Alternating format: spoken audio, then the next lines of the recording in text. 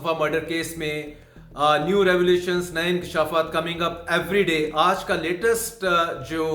इसमें डेवलपमेंट है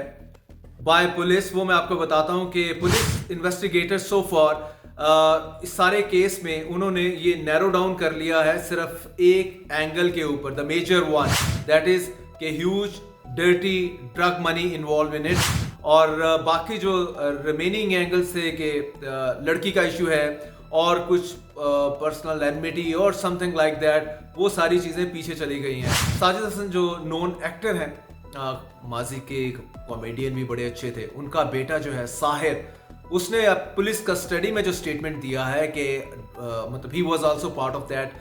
कैसे इसमें पुलिस आगे बढ़ेगी, क्योंकि ये भी कहा जा रहा है कि पुलिस के भी कुछ टॉप ऑफिशियल इसकी सरपरस्ती कर रहे थे इस गैंग की। यानी कि अरमान का बाप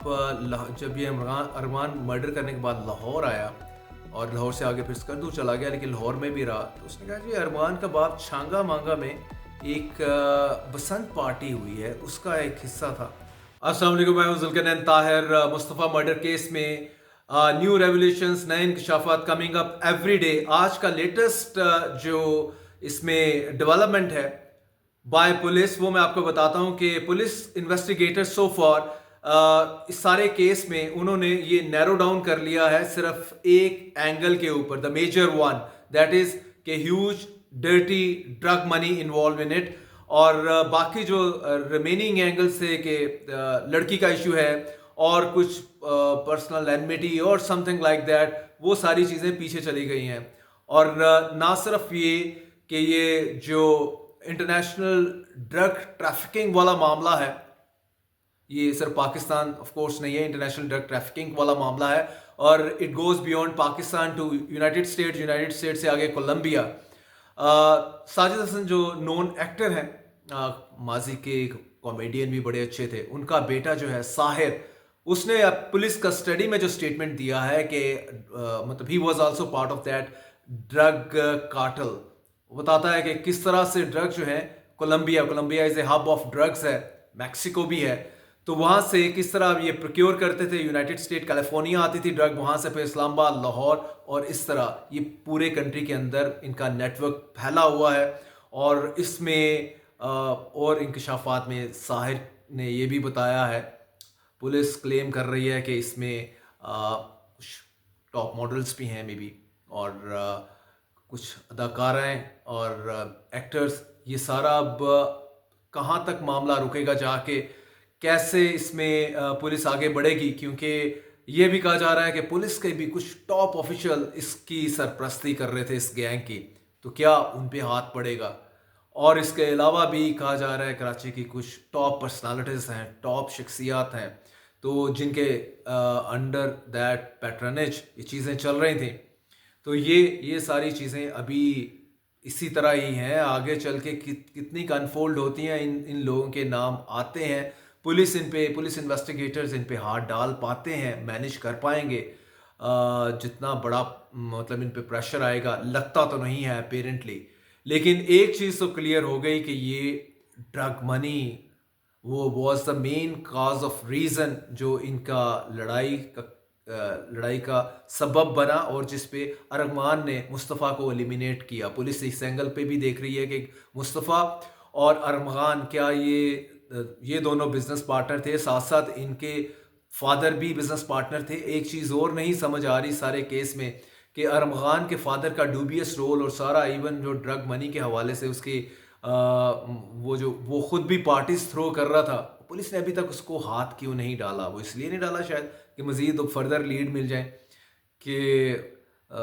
देखें अभी किस किस जगह ये साहब राब्ता करते हैं। लेकिन वन वंडर्स के अभी तक अरमान का फादर क्यों नहीं अरेस्ट हुआ। शराज वादा माफ गुआ बन चुका है, कॉमन फ्रेंड ऑफ मुस्तफ़ा और अरमान का, जिसने कहा है कि इसने अरमान ने मुस्तफ़ा को मारा, और मैंने शुरू में इसलिए नहीं पुलिस को बताया क्योंकि इतना पैसा है अरमान के पास, अगर मैं उस वक़्त उसको रोकता उसको मारने से, ये मुझे शूट कर देता, अगर मैं बाद में पुलिस को बताता तो ये पुलिस मुकाबला करवा देता मेरा। खैर anyways, coming back to the latest thing, drug element, drug money, और ड्रग मनी की ये पूरी चेन जिसमें पुलिस ने तकरीबन अराउंड 10 के करीब लोग राउंड अप किए हुए हैं, इन्वेस्टिगेट कर रही हैं। मज़ीद इसमें जिस तरह से ये साहिर हसन आया है, इसमें ये भी कहा जा रहा है कि इसका मैं थोड़ा सा और आपको बताता जाऊं कि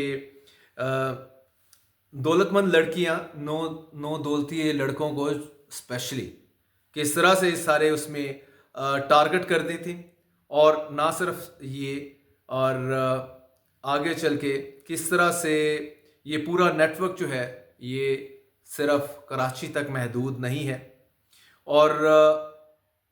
सो मच सो कि जो अरमगान है, ये कार्ड स्कीमिंग वाला पूरा पूरा नेटवर्क वो भी रन कर रहा था, उससे बहुत पैसा कमा रहा था। और स्पेशली इसकी डिटेल भी सामने आ जाएगी कि कौन कौन सी गोलियां, मीन कौन कौन सी ड्रग जो है, कुछ ड्रग्स का नाम तो मैंने आपको पहले उसमें बताया था, लाइक जिसमें जो है जिसका खुद से अरमान जो है नशा करके, जिस करने के बाद इसने मुस्तफ़ा को मर्डर किया था। क्रिस्टल मैथ और आइस का मैंने बताया था हार्ड नशा है इसमें, बिल्कुल ही just turn mad after that. और